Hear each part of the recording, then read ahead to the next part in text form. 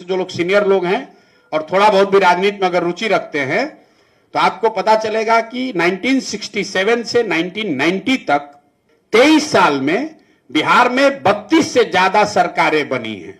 32 से ज्यादा सरकार, 5 बार गवर्नर रूल इंक्लूडेड।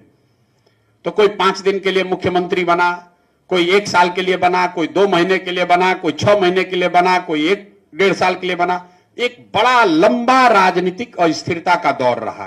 तो विकास की किसी को चिंता ही नहीं है। जो सत्ता में है उस चक्कर में है कि कुर्सी कैसे बचे, जो विपक्ष में है सोच रहा है कैसे इनको पलट के हम बने। दूसरे राज्य धीरे धीरे आगे बढ़ते गए, बिहार पीछे छूटता गया।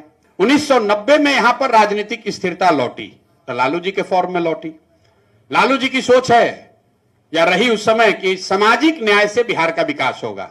जो लोग बिहार के जमीनी स्थिति को समझते हैं उनको इस बात को मानने में गुरेज नहीं करना चाहिए कि लालू जी के शुरुआती सालों में जो उनकी सोच सामाजिक न्याय की थी, सही थी गलत थी, उससे जरूर समाज के एक बड़े वर्ग को फायदा हुआ है। ये अलग बात है कि 2-4 साल के बाद उनके राज में पूरा जंगल राज हो गया, व्यवस्था खराब हो गई, अपहरण, रंगदारी, जो भी हो, करप्शन।